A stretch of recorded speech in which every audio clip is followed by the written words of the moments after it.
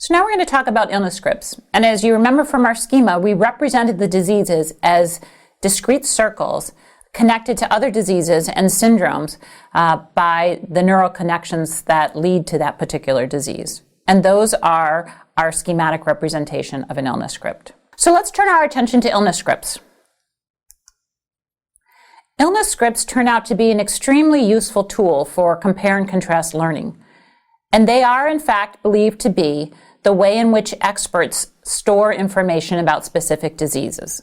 You can think of them as a packet. We've represented them on our graphic of the expert's brain as a circle, and we'll use that circle repeatedly for the next 6 weeks. Turns out, when an expert knows a disease, they store it in their brain in an illness script, and there can be millions of them in any given individual's brains, only dependent on how smart they are and how much they've read and learned about diseases in medicine. They're shaped by reading initially and then refined by clinical experience. So every time you access an illness script, because you have a patient with that disease, you store a little bit more information in that illness script or that package of memory information. And the structure of the illness script and the foundational elements on which they're built facilitate the type of compare and contrast thinking that we were illustrating in our overlapping Venn diagram in the last component of this talk. It also turns out that the way they're developed helps clinicians access information in the clinical environment. So they're arranged in such a way that when a patient presents with a sign or symptom, it triggers or activates that particular memory store in a much easier and more expeditious way than just simply filing them in a random file folder. Now, illness scripts vary between professionals. So my illness script for congestive heart failure and Dr. Papadakis' illness script for congestive heart failure might be slightly different based on what we've read and the patients we've seen. But they're all founded on a core set of 4 elements. And this is work that's been beautifully articulated in Judy Bowen's article in the New England Journal in 2006 on clinical problem solving. And these are the 4 standard components of illness scripts in each expert's brain about every disease that they truly know. A statement of epidemiology, a statement of Timecourse, of how the disease presents, a statement of clinical presentation or classic signs and symptoms, and an understanding of the underlying mechanism of disease that led to the clinical presentation in the Timecourse in question. Let's take each of these foundational elements for the illness script in turn and examine them a little bit more closely. So epidemiology in an illness script refers to the question or answers the question, who gets this disease? Who's susceptible to it? In which population of patients might I have to consider the possibility that this disease could be present? So this includes common information about demographics, for instance, age.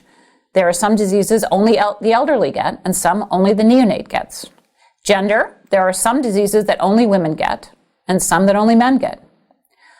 Race or ethnicity turns out to be a more problematic issue because it's sometimes very difficult to precisely identify what diseases are linked to a particular race or ethnicity. But they have been traditionally used to describe diseases in the medical literature, so I've included it here. Epidemiology also, however, refers to risk factors and exposures. So epidemiology might mean a chronic medical condition that predisposes someone to another condition. So for instance, if I have diabetes, that might predispose me to coronary artery disease. And that is a component of someone's risk for a disease that's being considered or described in this illness script.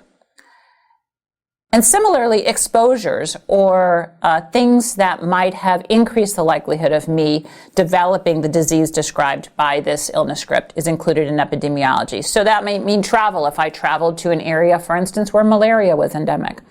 My occupation, if I've been exposed to asbestos, or if I'm exposed to a lot of children with particular infectious diseases.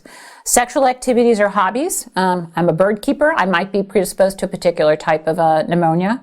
Any types of close contacts who have disease might also fit into epidemiology. But remember, this illness script we're talking about here is about the disease. And so this is all about the types of factors that might be present as I'm considering the possibility of this disease for my patient. So let's give an example of the illness script for acute retroviral syndrome. And this is focused purely on the quadrant of epidemiology. Now, what will be important in considering the possible disease of acute retroviral syndrome is recent exposure to blood or body fluids. That's the epidemiology of relevance here. What's not important is epidemiologic information about age, race, gender, ethnicity, or sexual preference. That doesn't add anything to our understanding of this particular disease. All we need to know is that the person had exposure to transmissible opportunities for HIV. And this points out one element of illness scripts that I want you to begin with as you're starting to build these illness scripts from the foundation up. And that is start with the most important information. Don't try and push everything into these quadrants, because we want you to build a very strong foundation that is applicable to as many people who might present with this disease as possible. The next element we're going to consider is the time course of the disease. It's another core component of the illness script, or the disease illness script. Time course refers to two types of ways in which the disease presents with relation to time. The first is the duration of the prodrome or the symptom. And this generally is expressed in abstract words like hyperacute, meaning it just happened instantaneously. I was fine this morning and by lunch I was horribly ill. Acute, this has been going on for a couple of days.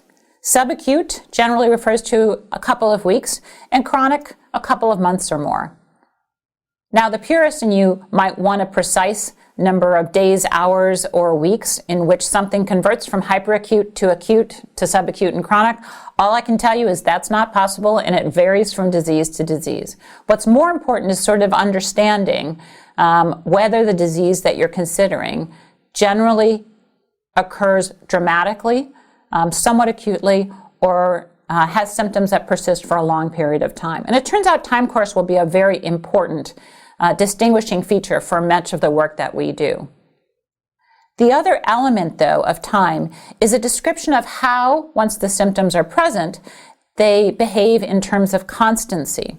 And typically you see words like the symptom is constant, stable, or progressive. That's another element of time course. Or you might see that the symptom is more variable. It comes and goes. And we use phrases like waxing and waning, or biphasic, meaning it happened 2 weeks ago. There was a period of normality and then it happened again. Or intermittent. Miss Jones-Hopper, we heard, has had stomach pain that occurs periodically over the past several months. That would be intermittent pain of a chronic nature. Let's give some examples of time course. So for instance, in a patient who's presenting with a syndrome of meningitis, and by syndrome, remember I mean the classic signs and symptoms. So they have headache, fever, stiff neck, perhaps confusion. If that patient's symptoms have been present for weeks to months, then it's much more likely to be something like tuberculous meningitis, which has got an illness script that has a subacute to chronic presentation, in contrast to pneumococcal meningitis, which happens much more acutely, sometimes even hyperacutely. And in fact, if it's been going on for 2 months, cannot be pneumococcal meningitis. Even more interesting is HSV meningitis, where we see a recurrent acute presentation. So the patient's symptoms come on dramatically. They're sick for a couple of days, then they're fine for months, and they might come back again. So it turns out time course and the way in which disease presents with respect to time can really help us narrow our differential diagnosis fairly quickly, as long as you understand what the illness script is for each of these diseases.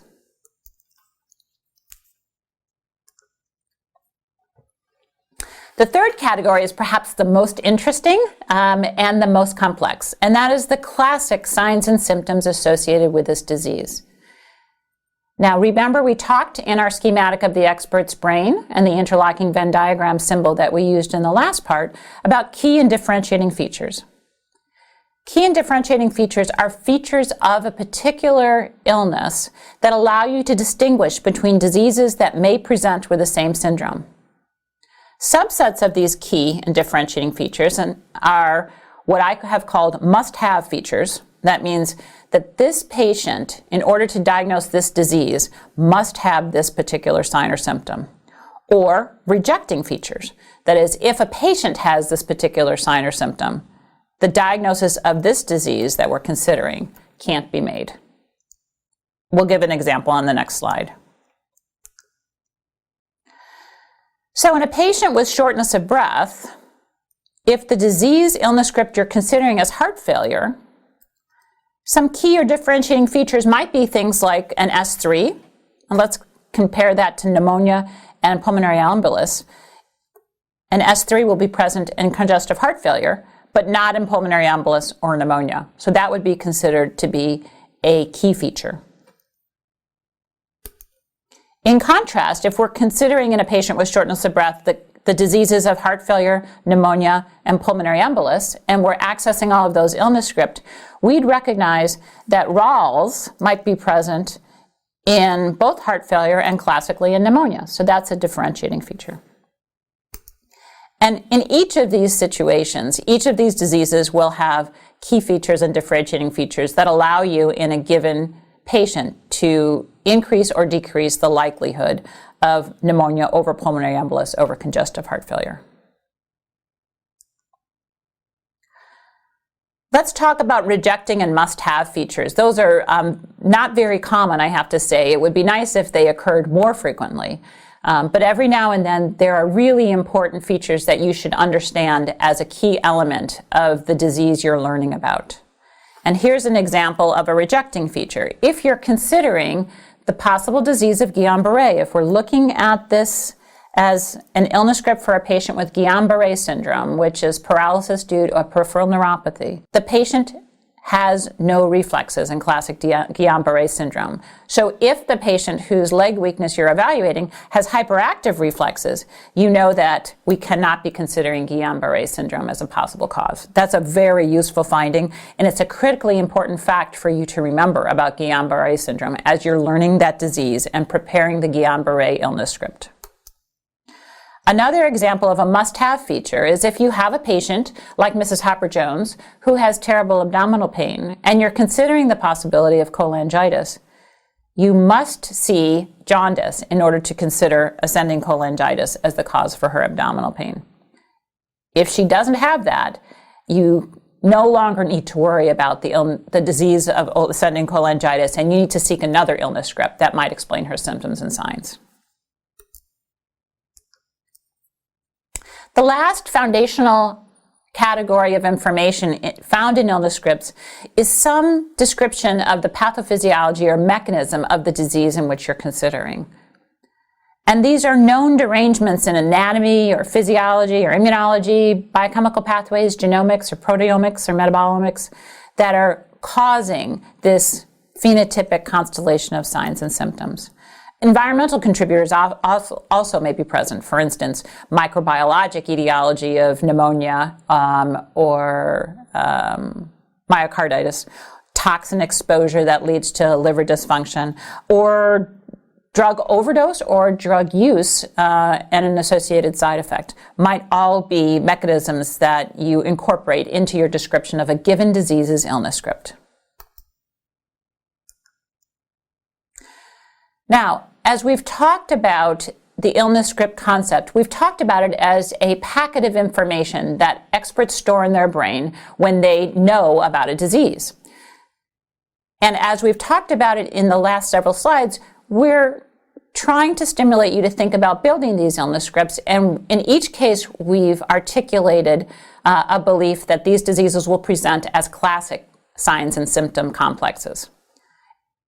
Those of you who are in the audience who are more expert in your clinical career will recognize that there are variants to every disease presentation.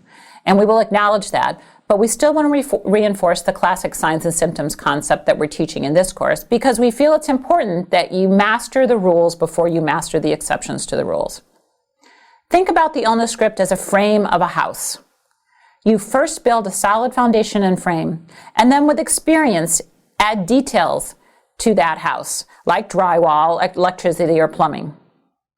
And just like that, novices will begin to build illness scripts that are founded on that foundation of epidemiology, Timecourse, classic signs and symptoms, and mechanisms of disease. And with time and experience, they will add nuances and elements to the illness script that create a much more robust and interesting illness script over the course of their career. But that foundation will still be strong and help them as they evaluate patients over the time that they spend in clinical environment. So for this module, we have 2 quizzes. The first quiz is illness scripts. Illness scripts are identical between clinicians, classic disease representations, random collection of facts about diseases, or static descriptions of diseases once they are formed. And the answer here is illness scripts are classic disease representations. The foundation is identical between clinicians, but the details may vary from person to person. They're not random collection of facts about disease. They're structured in the elements that we've talked about. And they're not static descriptions once they're formed. They evolve over the course of a career based on further reading and experience with patients. Quiz number 4. In illness scripts, epidemiology refers to, number 1, the biomedical mechanisms of disease. Number 2, a description of classic signs and symptoms of the disease. Number 3, a description of how that disease presents over time. Or number 4, a description of what type of person gets this disease. The answer is, of course, number 4, a description of what type of person gets this disease.